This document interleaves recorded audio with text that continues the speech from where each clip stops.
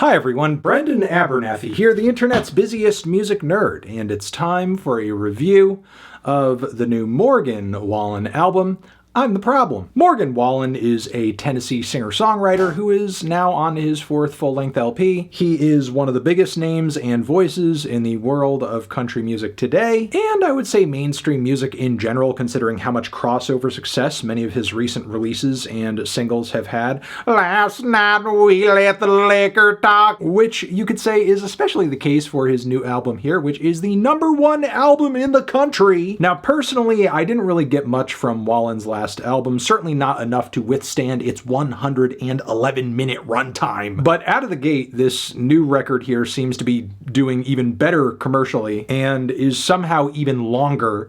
My curiosity got the better of me, and I decided, you know what? Let's give it a shot. Now, to really start this review off, let me commend this album on its greatest strength and weakness: its focus. Let's take the album's opening title track, which instrumentally is like this combination of modern day, pristine, overproduced country music, combined with a sort of theatrical progressive rock atmosphere that bands such as Pink Floyd used to specialize in, over which Wallen delivers a pretty bitter tirade where, frankly, he's getting very defensive over whether or not he is the problem in a relationship, as Wallen struggles to come up with some kind of retort or comeback that's actually gonna land. Oh yeah, if I'm so bad, how come you keep sticking around?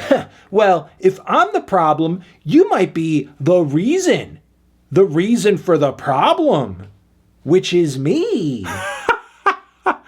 Man, I would hate to be on the other end of that. I would be so totally owned. Anyway, you could call this track a musical thunderstorm of cope, a toxic romantic scenario where Wallen is doing his best to survive through it and I guess like reason his way out of it. And save for a handful of tracks here and there, that is pretty much the bulk of what this album is about. Less than ideal romantic vignettes where Wallen can be seen bragging about getting better after a breakup, or reminiscing on old times in a relationship when things were maybe better, keeping a distance from new women he's with so he doesn't catch feelings, kicking himself over a breakup that he now regrets, wanting a woman that he doesn't have. Also, trying to make an ex jealous, and his way of doing that is by making out with another woman in front of her. Yeah, Morgan's really putting her in the cuck chair there. Now, obviously, there's nothing inherently wrong with writing about relationships, about breakups, even doing a whole breakup album. But nearly 2 whole hours of it is a bit goddamn much, especially when after the first hour, it just feels like Wallen is openly penning about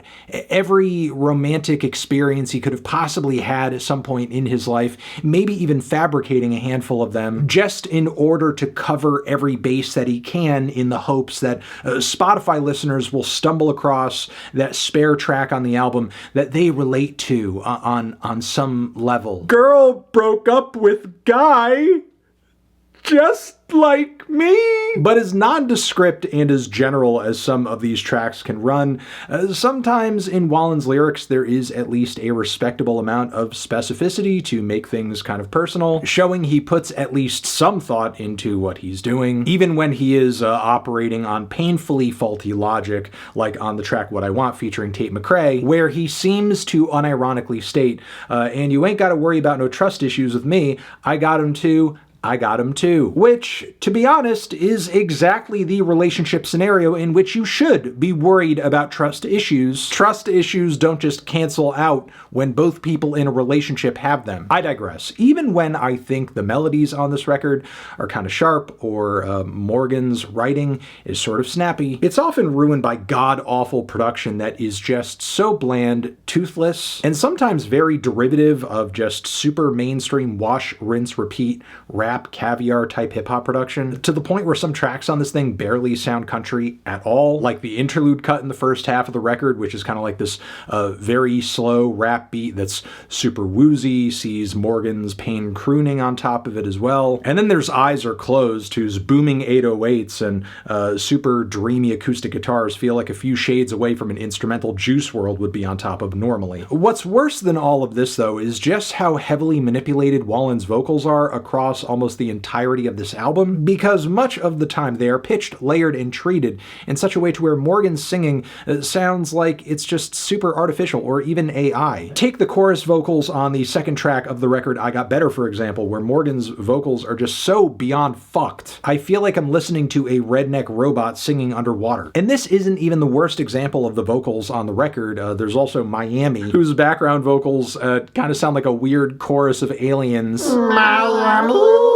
Yeah, it's like a terrible AI country trap fusion where Morgan sings about some of his favorite things about Miami, one of which I guess is that he can just carry his gun around everywhere. Yeah, it's just strange for a record that is about so many personal romantic trials and tribulations to sound so inhuman and just lacking in almost any instrumentation that sounds anything other than just regimented and formulaic or repetitive and uninspired. I mean, in a way, I could see why this album has gone #1, because in a lot of ways, I feel like it shares more in common with your average mainstream hip-hop or pop album that would go #1 than your average country album. And it's just further proof that mainstream music is becoming more and more and more homogenized. To dig deeper into the record, though, not every song is about relationships. However, I think Wallen struggles to dig up anything that is truly interesting or compelling when wading outside of those waters. Like Skoll, Chevy, and Browning, which is a kind of endearing trip down memory lane, where Wallen describes getting some advice at a very young age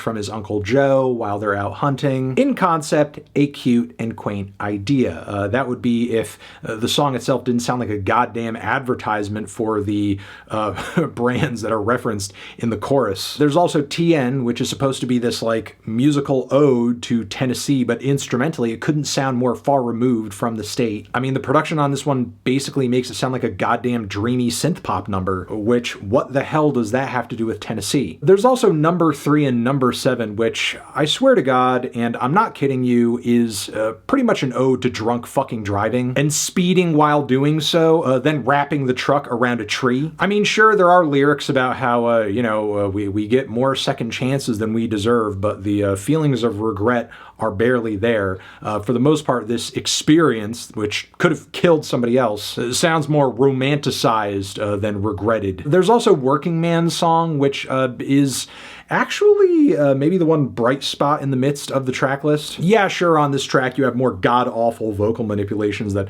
make the song pretty much unlistenable. But in a few spare bars, Morgan does actually provide a bit of class consciousness, which I think we also get to an extent on the track Come Back as a Redneck featuring Hardy, which the song's lyrics are pretty much about telling off this guy who was born rich, lives in the city, might look down on others who are of a lower class than him, which, like, yeah, fuck that guy. That guy sucks. But isn't wishing when he dies that he comes back as, like an average working person as a punishment an insult to your audience? Beyond that, there's a lot of Morgan kind of doing corny allusions to his spirituality, which much of the time, in my opinion, run pretty thin considering how much sin this record is doused in. Whether Wallen is trying to have a moral epiphany on the song Revelation, or on the track featuring Post Malone, them saying that they're not like Jesus in a lot of ways, but most importantly, that they're not coming back, like to a relationship. They're not coming back. And Jesus will. And then finally, I should probably address just all the goddamn drinking on this record, which, like, I understand it's a country album.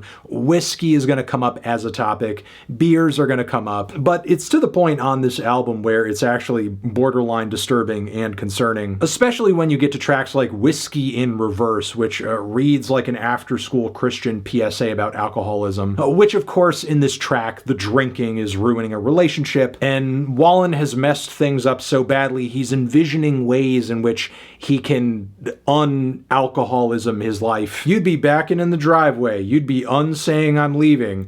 I'd be pulling my fist from the drywall, watching my bloody knuckles start healing. To finish things off, I'm a Little Crazy, I think is actually and legitimately the only from front to back enjoyable song on the entire album. Not only did I think the lyrics on this one were actually kind of witty and endearing about the ways in which Wallen is, yes, a little nuts, a little crazy, a little unhinged, but the world that we live in is pretty unhinged too, which fair, and it's a legitimate acoustic ballad where Wallen's singing is very solid, mostly untouched, and the instrumentation sounds very nice and pleasant and organic too, without all of these bells and whistles and crap and just like pop and trap bullshit hanging in the background, making it sound not like a country song. Which, like, again, I'm not against genre fusions in concept, even in the instance of country music, but the fusions we're talking about in this instance are like the blandest and most agreeable and non-specific sounds and ideas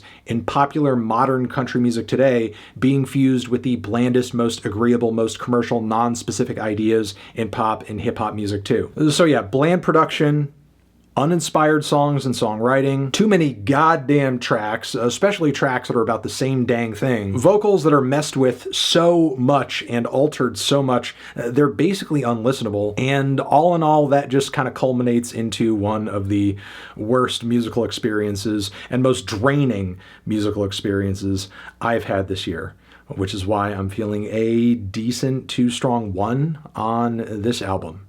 Transition, have you given this album a listen? Did you love it? Did you hate it? What would you rate it? You're the best, you're the best. What should I review next? Hit the like if you like. Please subscribe and please don't cry. Hit the bell as well. Over here next to my head is another video that you can check out. Hit that up or the link to subscribe to the channel. Anthony Fantano, Morgan Wallen, forever.